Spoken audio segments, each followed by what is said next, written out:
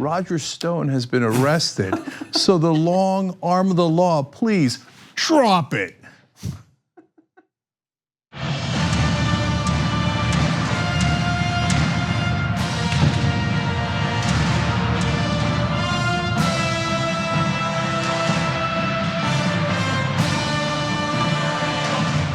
That took a little while. John made a good point because the long arm of the law was apparently furloughed. But it is back today, and that's why it eventually did drop.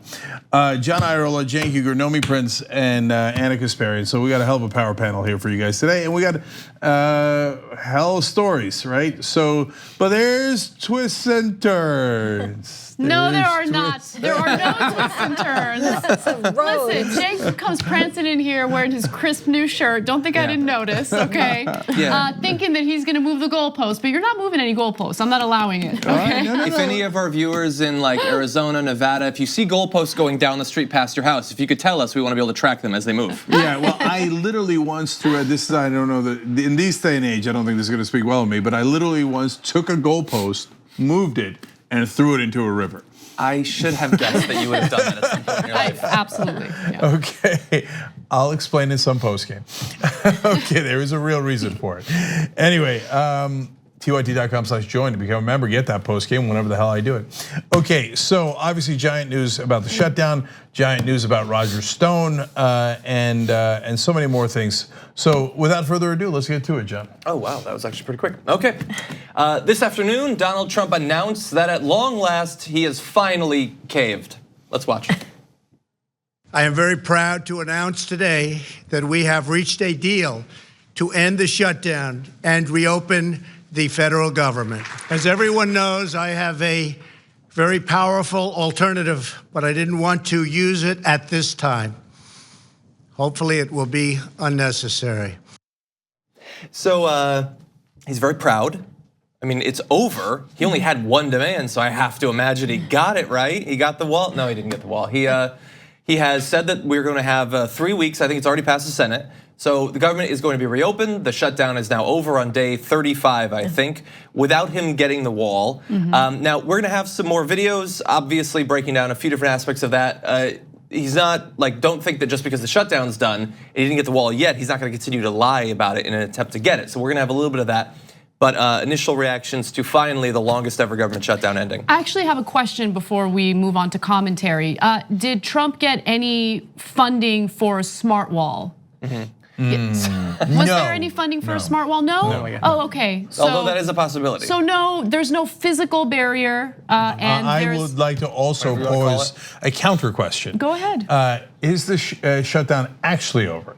Well, no, it's delayed. I'll answer my own question. Well, it will. This shutdown is done.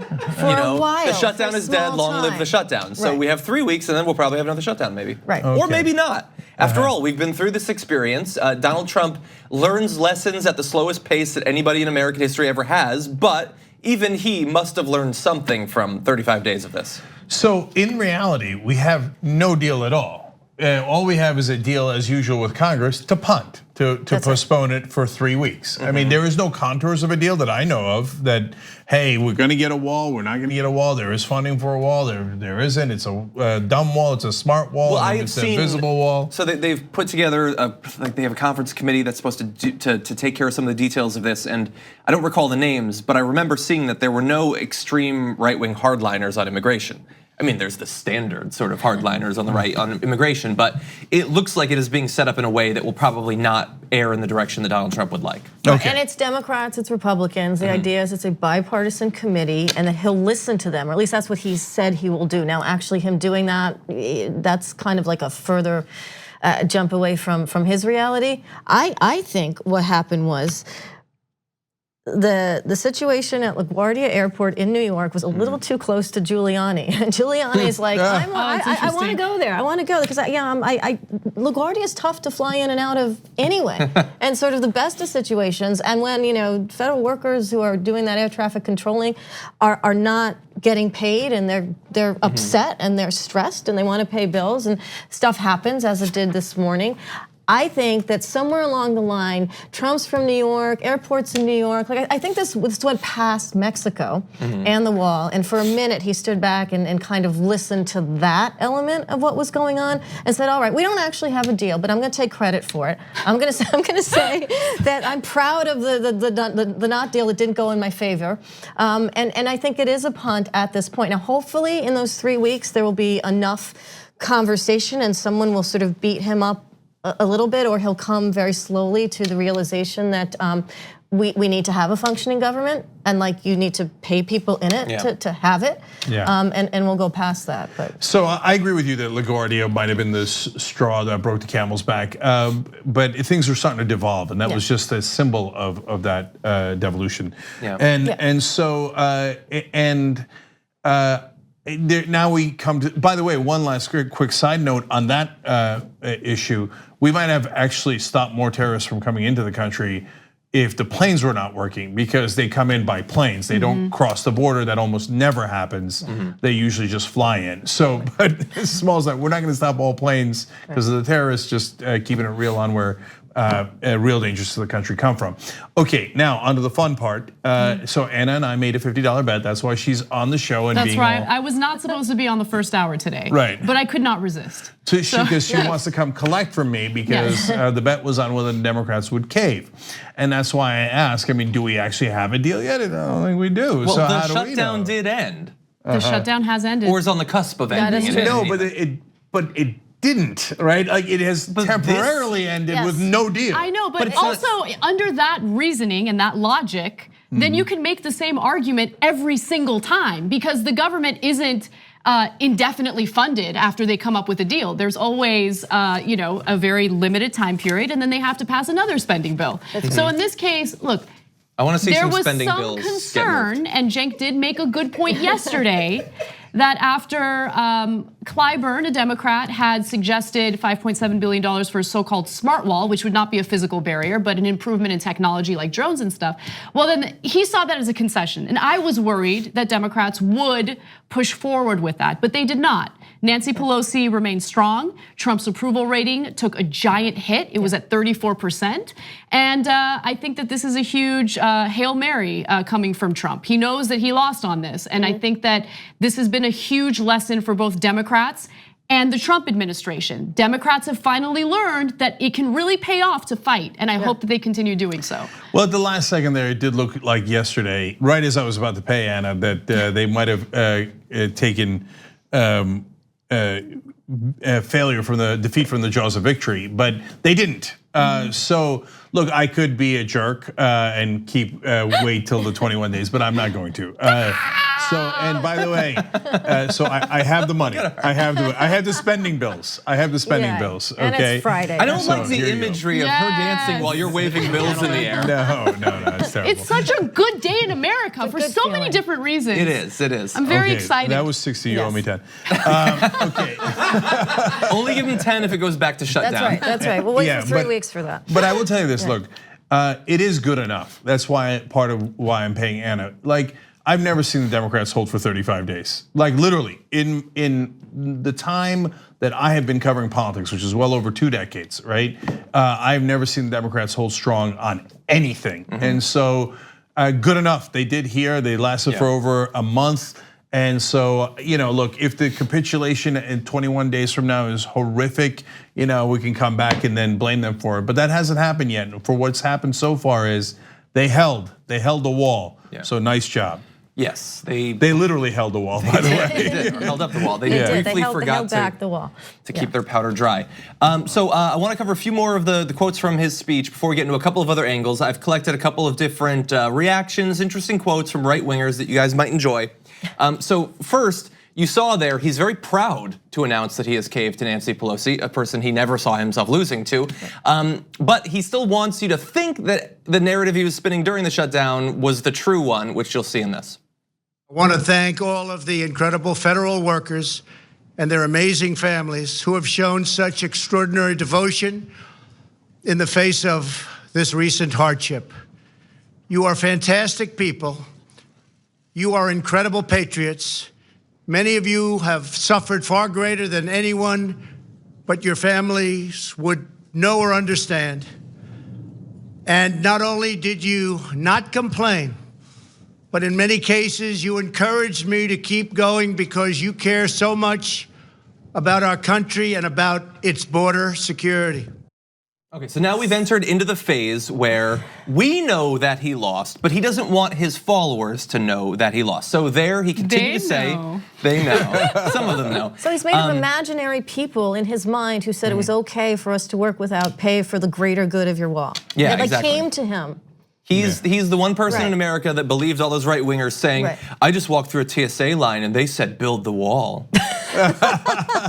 No, literally in public. I have not seen one person who said that they were in favor, that was a federal government worker that said they were in favor of the shutdown and not being paid because they wanted the wall built. Exactly. Not one. So, and it's not like Trump wasn't asked. He was asked multiple times because he lied about that multiple times.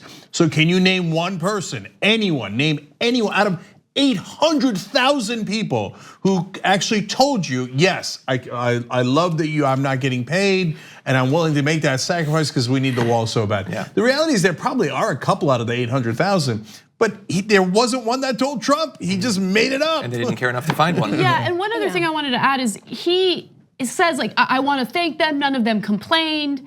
Which, I mean, he might genuinely believe that because he doesn't read, but if you paid any attention to the media coverage of this and the number of federal workers who came forward with genuine concerns about not being able to pay their mortgage, not being able to afford their insulin, there were various campaigns on GoFundMe in order to raise money so people can live, so they can afford these things and continue surviving. No, people, to say they complained maybe goes too far, but they were not happy about this. He's painting this picture as if these federal workers were all in cahoots, they all loved what was going on. No, they needed to provide for themselves and their families, and they were, in many cases, beginning to become very desperate. Yeah. And I'm glad that there was finally some relief for them, and I hope they get paid immediately, especially the workers who were working for free. Right, which still has to be determined when they actually get paid. I mean, they talked about as soon as possible. His own Commerce Secretary, who happens to be a billionaire, Wilbur Ross, actually wondered why the people that were in fact complaining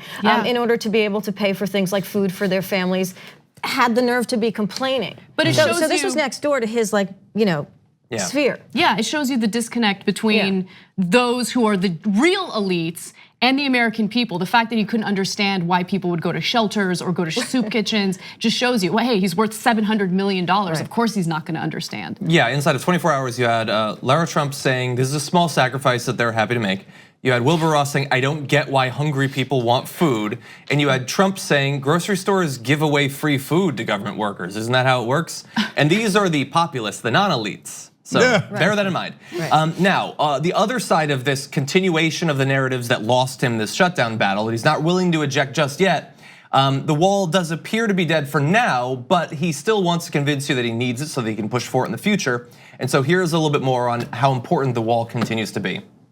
They have said they are for complete border security, and they have finally and fully acknowledged that having barriers, fencing, or walls, or whatever you want to call it, will be an important part of the solution.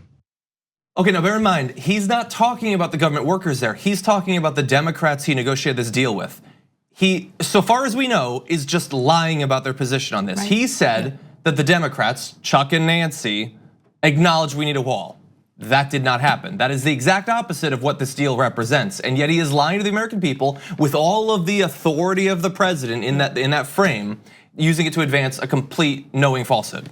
Well, in fact, Chuck Schumer literally said, quote, hopefully the president has learned his lesson. Okay, so that doesn't sound like he's in a mood to fund the wall, right? If they wanted to fund the wall, they would have funded the wall. Yeah. And I just want to play one more video just because I sort of get what Donald Trump is going to try to communicate in this, but just think about how you have to view migrants to say what Donald Trump is about to say.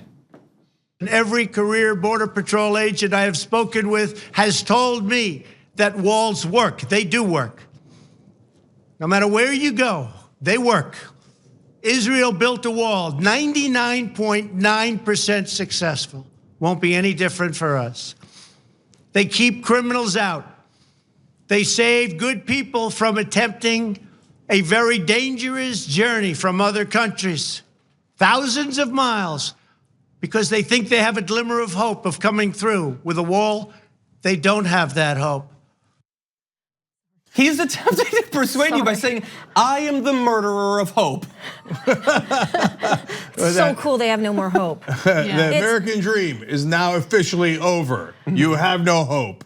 Okay, remember how when he said he was at the RNC doing his acceptance speech, he said, I alone can protect you. This is him basically saying, I alone can crush your dreams. Yeah. But here's my fear with all of that, like that in 3 weeks, what's gonna happen is he will remember that he kind of capitulated, however it is he says it to himself, and he will start to open up the national security route. I mean, that's how we have trade wars. That's how he's done things around Congress, and that creates this whole, sort of re-quagmire of this. Hopefully that doesn't happen, but he did bring that up. The national emergency. The national security, right? Forget the national security of like not having planes have the appropriate safety and everything else, but the national security related to the wall that he feels is in his purview to potentially do. Well, hopefully not. So I'm glad you brought that up, Noam, because the final point I want to make in this case was, he says, I might declare an emergency 3 weeks from now if we don't have a deal and build a wall anyway. What kind of an emergency allows you to wait for 3 weeks? Right, that is true. Right, so I mean, this is a national emergency. We have to take extraordinary unconstitutional measures to get around Congress in expenditures. That's why I've decided to wait 3 weeks. But again, he declared it a national security measure to put an additional tariff on Canada. So. Right. And literally said, because Canada could be a danger to America, which is ridiculous. So, but now, by the way, and some Democrats have gone along with this, like not the one that he did on cars. So Trump and the Republicans have declared Canada a danger to us because of cars. And earlier, both mainly Republicans, but some Democrats as well, said that drugs coming in from Canada made Canada especially dangerous, right? So they're a living, talking, breathing South Park episode. So like they've taken Blame Canada and made it real. So I suppose we shouldn't be surprised where he's like, national emergency, our house is on fire. So after 3 weeks of sitting in the fire, then we will act. So yesterday there was a leak from the White House regarding a draft proposal for a national emergency. And you made a really good point, Cenk. That doesn't happen, that leak doesn't happen unless they're putting feelers out there to see what the commentary is gonna be, to see if there's any support for that.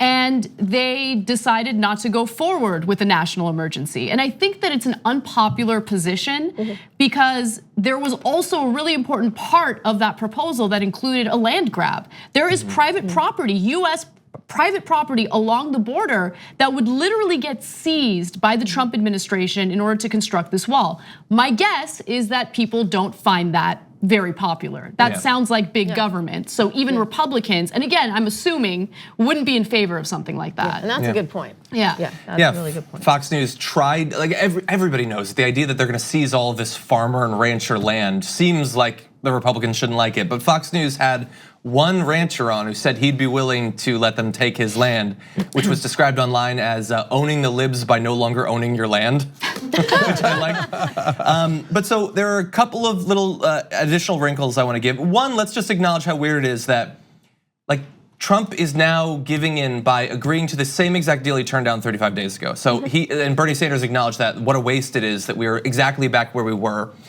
From the Republican senators' points of view, how cowardly are they that they have now been granted authority by their liege to approve of a deal that they turned down yesterday that they approved of 36 days ago.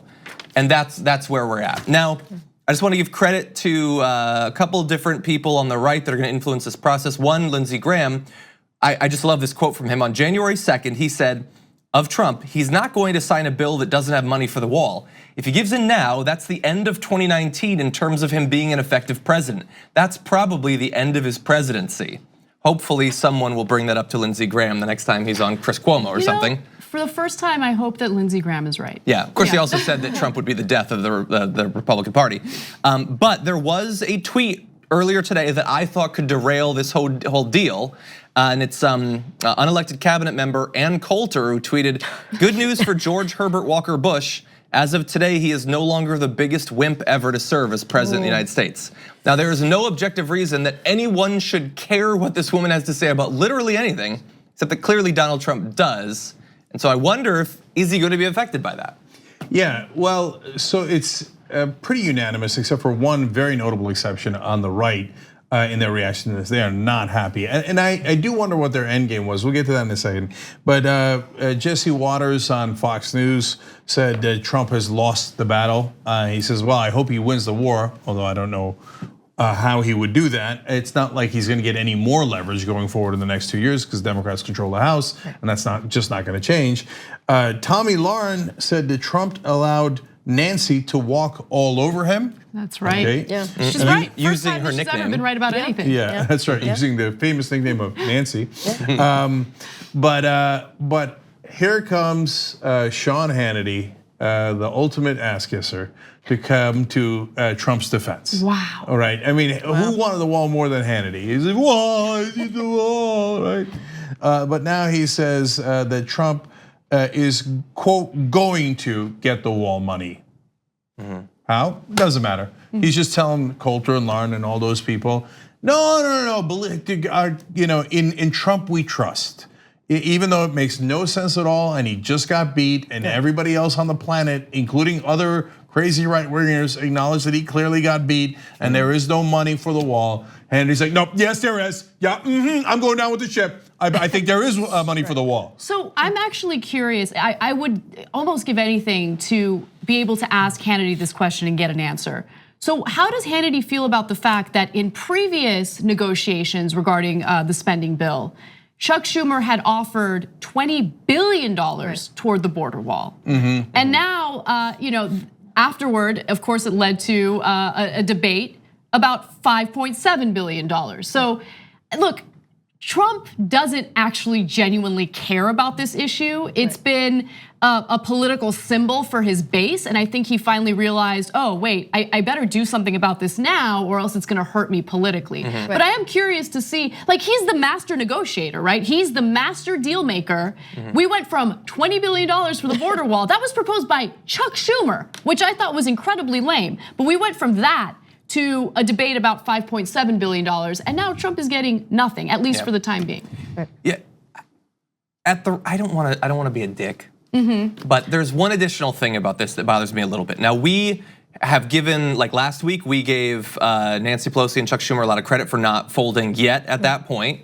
I predicted that they would, so I was wrong. I've acknowledged that. Nancy Pelosi held strong to him. She's getting a lot of credit, including from us. But I think people are going a little bit too far. Twitter is just full of, how do you like Nancy Pelosi now? Oh, all those people who wanted a neophyte, aren't they glad they had Nancy Pelosi now? No, I totally agree with you. Don't get, what is so hard about standing up to Donald Trump? You entered into a shutdown that almost certainly was going to be blamed on him and the Republicans. Polling instantly showed that that was the case. The polling only favored you day by day as we went in. Why would you cave? Why would if randomly whoever we wanted, if Ro Khanna was speaker, if AOC was speaker, why would they have caved? They would have stood, I mean, not that you can technically stand stronger, she won, but there's no evidence that anyone other than Nancy Pelosi would have caved. So the problem with the Washington establishment lovers, people who can't get enough of the Nancy Pelosi, Chuck Schumers of the world and just fawn all over them, is that they make it hard for us to just give them credit and be done with it. Like we did it a couple of days ago, we're doing it again today. Good job, let's move on, right? But no, they can't leave well enough alone. So they're like, wasn't that the most amazing leadership you've ever seen? No, it was really straightforward. The problem is we have an incredibly low bar. I mean, why? When you see his ratings going down every single day, does it take a master tactician to say, oh, I'll wait and let it go down the next day again and again and again? I mean, why on God's green earth would you give him anything under that scenario? But we're so used to Democrats sucking so badly that we're borderline shocked when they don't suck. And then we're like over the top giving them credit. And then that's not enough. And that's not enough. And people are like, no, you must bow down to her master strategy. But by the way, can I get credit then? Can we all get credit here? Because we asked them to stand strong years ago.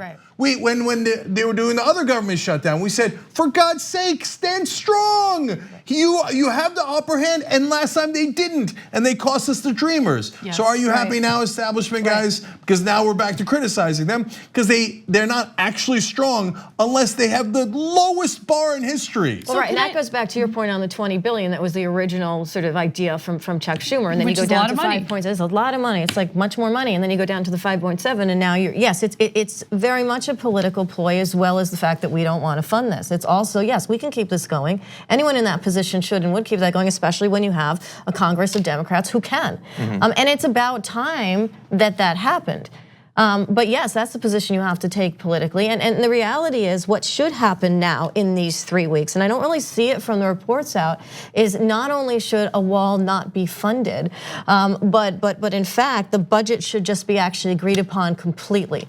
Like take these 3 weeks and say, you know what, you caved, but the real power play is to actually take these 3 weeks and close it. Not take the 3 weeks and give an opportunity to go back into whatever he may come up with to keep this going for the next round. Right, and also I think that much of the conversation regarding Democrats usually revolves around them being weak, just weak by nature. But I actually don't think that's true. I think that they are willing to fight as long as their financial interests aren't at risk. 100% right. Right, and so I became a little bit fearful because Cenk brought up another great point about labor unions and whether or not labor unions might get involved and try to negotiate with Democrats to end the government shutdown ASAP because people are suffering, people are hurting, I get that point. But look, it's not about being weak, it's about the financial interests at play. That's really what always goes on behind the scenes. And when it comes to government corruption, there is no Democrat versus Republican. There is corruption across the board. Right, and so what didn't happen here and why I lost the bet to Anna in the first place about Democrats caving is that the market did not turn down. My thesis was if the market would turn down because the government shut down, and if it did, then the donors would have panicked and told Pelosi and Schumer, you open that government back up, and they would have caved immediately. So the donor money never came into play here. That's what allowed them to appear to be strong. Now, I will give Nancy, I'll go over the top on the establishment and give her even more credit than they give her if she ever actually stands up to her own donors. Once, just even once. And that is when you really test someone's strength. Not when you're already winning and your corporate donors are on your side and the progressives are on your side and the moderates are on your side and everybody's on your side. So again, just let us say good job and let's just move forward without you trying to take stupid credit that doesn't make any sense. And by the way, sorry, super last thing, Pelosi will then turn around and use this later, this is my prediction, against progressives. So when they go to fight for Medicare for all, she'll say, now remember what a great tactician I am, and Politico and New York Times and everybody else told you that I am the greatest strategist of all time. So you have to trust me that we shouldn't do Medicare for all until 20 to 30 years later. So no, I don't agree to that. And the fact that you did something good but normal here does not buy you any credit at all when you later tried to delay progressive policies. Yeah. I would not bet you on that. Okay, good. All right, we gotta take a break. When we come back, the best news of the day, Roger Stone has been arrested. We hope you're enjoying this free clip from the Young Turks. If you wanna get the whole show and more exclusive content while supporting independent media, become a member at tyt.com/join today. In the meantime, enjoy this free segment.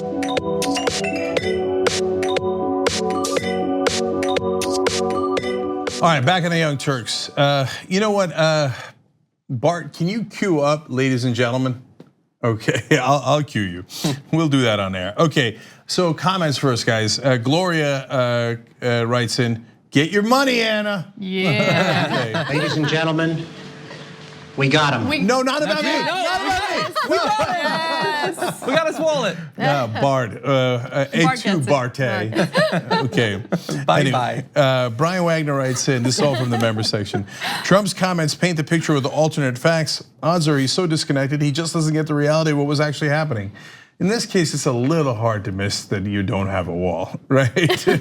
So, but his self-deception is legendary, though. So it's not just others he deceives. Okay, Little Musling writes in, Trump claiming devotion from the government workers is sickening. We all have been fundamentally hurt by the hardships he has forced them to endure. Miss Laura Palmer, I love you, but I don't get it. She wrote in, Nancy Pelosi did something no man would do, so come on, give her the credit. No man would do? What? Didn't Schumer do it with her? And I don't know why no man would do that. But I'm trying to give her credit. She did a good job. She held strong. Let's move on. Okay. So Lady Mandyisms writes on Twitter, some of my absolute favorites on the Power Panel tonight. Why, thank you. Okay. Thank you. And John. And TYT is Bay wrote in, that was the best drop it ever, ladies and gentlemen. In fact, so let's hold. Okay. I mean, I have an intro. Do you want me to intro this or do you want to intro this? Well, why don't you do the first sentence and then I'll come in. Okay. I figured I would ask rather than you just jumping in and ahead of me or something. Okay. This morning, the special counsel's office issued an indictment on longtime Donald Trump friend and advisor Roger Stone, and very shortly after, the FBI arrested him. Cenk? Ladies and gentlemen, we got him. Down goes Roger Stone. Down goes Stone. Down goes Stone. Okay, now a lot more nuance than that. Yeah. And I am going to have a little bit of a shocking opinion here in a second. Okay, so brace for impact. Okay, because I was gonna say, I mean, with the excitement that I just read off of you, I mean, first of all, he's gonna deny it as we're gonna show. And second of all, I mean, look at him, the guy reeks of innocence. So, yeah. Right. Okay. Well, reeks is the correct beginning. Yeah.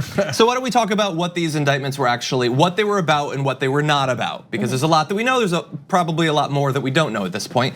The charges focus on Stone's alleged lies to the House Intelligence Committee during 2017 about his statements about and efforts to get in touch with WikiLeaks during the 2016 campaign. The indictment also conspicuously mentions that a quote, senior Trump campaign official was directed to contact Stone about what WikiLeaks might have on Hillary Clinton. That person has not been officially identified, although the theory is that it is Steve Bannon. So that is what the indictment is about. The indictment does not, however, attempt to explain why Stone would lie about this or lay out a definitive story about what did happen between Stone and WikiLeaks back then. Stone also has not been charged with any criminal activity occurring during the campaign. So the activities that he is facing charges for reference things that were done and said during the campaign, but none of the charges are for activities that took place during the campaign. Yeah, so look, while I'm ecstatic that Roger Stone has been arrested, and it is well deserved on a couple of grounds, I do have questions about this and some reservations, believe it or not. So look, let's Roger Stone could be a terrible guy, Donald Trump could be a terrible guy, but our job is to be fair, okay? So let's break this down a little bit better and figure out what makes sense and what doesn't make sense, okay? So did Roger Stone know that he, about the WikiLeaks before it was announced to the public? Absolutely, right? He said it in public, like, oh, there's stuff that's about to come out. It's because he can't help himself. He's very sloppy. Right, yeah. It's not that he's sloppy, it's that he wants to take credit for everything. It's an ego thing. Yeah, exactly. It's all about his ego, and his ego was his downfall in this case to some degree. So he knew about WikiLeaks. But is knowing that WikiLeaks is going to publish something illegal? No, not necessarily. So what if he knew that the New York Times is going to publish something? Even if what the New York Times got was originally stolen at some point, I don't know that that's illegal. And so that is not what he's facing charges for. Right. That's right, and that's right. So that's why, like, I want to temper how people view the story, because there's if you don't read into it, you might think like, oh, okay, they got him on the collusion, and he knew about. No, he doesn't. They haven't proven that he knew that WikiLeaks got it from the Russians, or that they were stolen, or that the Russians stole it. So that's very important to the story, and so. We got to be fair and say, like, that part is not at all clear as to if he did anything wrong at all. But that actually leads me to the question of, so then why did he lie about it? Yeah. Is there something that he knows that we don't know? Because this is the one time you could have used the Rudy defense, which is, Yeah, I did it. So what? Right? That's what Giuliani's been saying about Trump the whole time, right? So what if he did collusion? Collusion's not a crime. So what if he did this? It's not like he kidnapped anybody's kids, right? Or he once said it's not a big crime, Rudy. All about the things that Trump did. But in this case, you actually could have said it. So what if I did know WikiLeaks was going to print ahead of time? I don't know that that's a crime at all, remotely. Right. With that said, what he has been charged with is serious. There's obstruction of justice. There are serious charges involved, and like, let's celebrate, threats. please. Yeah, so I'm gonna get to that in a second. Just one last thing about the reservations. So look, he did apparently talk to Guccifer 2.0, and that is connected to the Russians. People believe that is how the Russians hacked the DNC and stole the emails in the first place. But did he talk to them before they hacked and encourage them to hack as part of the Trump administration? Well, that would be collusion, and that would be illegal to coordinate to get foreign aid to help the campaign. But if he did it afterwards, like, hey, thank you, Russians, I don't think that's anything either. But lying to the FBI is definitely a crime, a very serious crime. Obstruction of justice, tampering with witnesses, and they have excellent evidence on that. Those are all very serious crimes. So don't get me wrong, he does belong in prison. And what I really want to see is if they can figure out, is it just because he can't help himself and like Trump, he's a pathological and perennial liar that he lied and got himself into trouble? Or was he covering up something we don't yet know? And I think we just have to make clear, because many people on Fox News apparently don't get this. On one Fox show, a guest was like, is this a new precedent where lying to Congress is a crime? And yeah, if it's under oath, it is. And Alan Dershowitz was like, they're making up crimes out of nowhere, implying that they impeached Bill Clinton for lying. It's a crime Exactly. to Congress, exactly. And like that's Fox News. They're going to imply that all of this is totally just new. And then for the people who we give caveats because we're fair, even though no one ever references the caveats if anything changes or anything. They just totally ignore that it happened, so I don't know why we do it in the first place. But we are responsible, so we try to. But for those people who see negative news come out about Donald Trump, his team, all of that, and immediately jump out, here's what it's totally not, here's what hasn't been proven, all that stuff. It's just pervasive, constant lying under oath. Why don't they feel any need to think about, let alone tweet about, why? Why are they all lying constantly about this?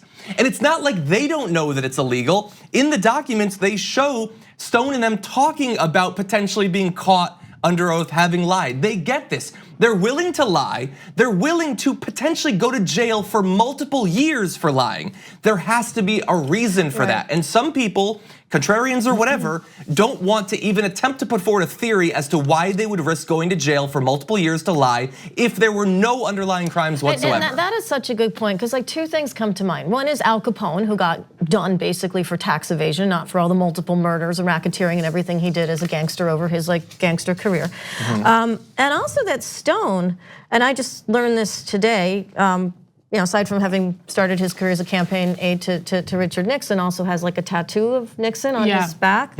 On the small of his back. That's his tramp stamp. Yeah, right. It's strange, but point being, wider point being that if we just kind of look at these like sort of parallels in history and what happened with Watergate, what happened with respect to the information that was sort of covered up and the tapes that were covered up and what Nixon tried to do and all this sort of circle of people tried to do. Ultimately, what happened was all of the lies that they perpetuated in order to protect the crimes that they actually committed that were in fact real crimes, including ultimately what Richard Nixon's crimes would have been, were real. And so I do think, it's highly possible that this is all about ego, and it's like I'm just going to say stuff in front of the FBI, in front of Congress, and so forth because I can, because this is just how I have, done my entire career. I sort of, move past sort of information, and I sort of frame it the way I want to frame it. But I have to think there's something else here. And if there is a direction as to him just even knowing ultimately where that information came from, which I know is not in this particular set of indictments, but normally when the FBI does stuff like this, they have additional information they're waiting to sort of go through with the person that they indicted. So I have to believe there's something else there, and that would be the reason. Of course, we don't know that Stone would have chosen to lie because it just deflected at the time. And with his own expertise and being able to do that, what might have been a bigger connection. And I will say this, we don't know what Mueller knows, and that's clear. And so to kind of answer some of your concerns, John, yes, there's all sorts of analysis and commentary happening, people who are in complete denial that there's any possibility that Russia was involved and there was collusion. Then there are people who are absolutely sure, without a shadow of a doubt, that there was Russian collusion. I don't know, and the most honest reporting on this is when people come forward and say, we don't know. Because Mueller has actually been incredibly responsible in the handling of this investigation. There have been no leaks coming from the Mueller investigation. It's not like the White House where there's a leak every other day. And I'm happy that that's the case, because for me, this entire story, this entire investigation signals something that's incredibly important. And it goes beyond Fox News, it goes beyond commenters on Twitter. It's about whether or not we still have justice in the country, whether or not we still have a real investigation where we will get to the bottom of the truth. So I don't care for the people who are in denial. I don't care for the people who think they know for sure that all these people are definitely criminals. What I do know is that there has been a pattern here. There has been, testimony, admissions of guilt here involving Paul Manafort, involving Michael Cohen, and I just want justice. I don't want anyone innocent going to prison for a crime they have not committed. I just want justice, and it appears that someone who's gotten away with all sorts of things throughout his life, Roger Stone, might actually see some justice in this country. Yeah. So I want to give credit to CNN. We were showing their video earlier. That's Roger Stone's house in Fort Lauderdale, where he was arrested, and they got the scoop. They actually did a great journalism there, figuring out that, hey, it looks like Mueller's team is doing something on Thursday, so maybe they'll go arrest Stone on Friday. So they camped out waiting to see if that would happen. That's amazing work on their part. And of course, Donald Trump immediately launched a conspiracy theory, saying, "Oh, who told the CNN? Huh? Did they get tipped off?" Okay, and another Nixon reference, after he was arrested and then he had released on a $250,000 bond, he came out and Stone did the Nixon V, right? And so that's what Nixon did. Now remember, Nixon is a proven crook, so he celebrates that crook even as he's being arrested for being a crook. Okay, and I don't know who he intends to see that Nixon tattoo in the small of his back, but whoever it is, I feel bad for. And I want the audience to be clear on this. It's not that we're saying he lied because we think he lied about not talking to WikiLeaks and that's our opinion. No, they have emails and they have witnesses. And so as you can tell, Mueller is very, very careful. I think actually overly careful, and I'll explain why in a sec. And so he had him dead to rights. He had Jerome, it looks like he's got Jerome Corsi, who's a massive conspiracy theorist, right winger, who's now turned on Stone, it appears. And they have the emails with Steve Bannon talking about his conversations with WikiLeaks, but he told authorities that he did not have those conversations. So he clearly lied, and that is a federal offense. And then apparently trying to get other witnesses to lie along with him, and even referencing The Godfather about how to lie. Okay, and threatening killing the guy's dog. Yeah, so they got, ladies and gentlemen, they got him, right? So it'll be interesting to see if Trump, the lifelong criminal, pardons him. Well, and just really fast to that, Trump put out, so he said, Roger Stone said that he's not gonna bear false witness against Trump, which still leaves the option that he could just honestly reveal all that Trump has done. But Trump also tweeted, he's got guts. He's not gonna flip like the rest of them. Which is obviously more obstruction of justice. Jesus Christ. And also, this is a federal indictment. I mean, there's still the option of having state indictments against him over which Trump can't pardon him, which is not unimaginable. That's true. So. Yeah, but finally, there is actually a little bit of a downside to this story. I'm now grow more worried every day that Mueller's investigation was very limited. That it was limited to like WikiLeaks and Russia in the election, but did not go deeper than that. And they did say, they put out a statement saying people are going to be underwhelmed. And so if it's, look, I'm glad they got Stone on lying and witness tampering, et cetera, and those are all serious crimes. Glad they got Manafort and all the Flynn and all the rest of them, right? But we've always suspected that the real deal was the money laundering that Donald Trump's been doing for a very long time with the Russians, and that's why he would have originally been compromised. But every day it seems more and more that Mueller did not look into that, which would then leave it very incomplete. Again, we don't know. We don't know yet. We don't know, and I actually really do respect the fact that he isn't making public appearances and sharing anything. Like, I think it's important to maintain the integrity of this investigation. It could be possible that he has looked into it. It could be possible he's looked into it and there's no evidence of money laundering or anything like that. Again, the important thing is that we maintain the integrity of the investigation and we get to the bottom of the truth and we maintain justice. All right, we got to take a quick break, guys. A lot of amazing news coming up for you guys, including an old friend of ours that is now not going to be in the presidential race anymore. So important news, including a great proposal by Elizabeth Warren. A lot to get to. We'll be right back.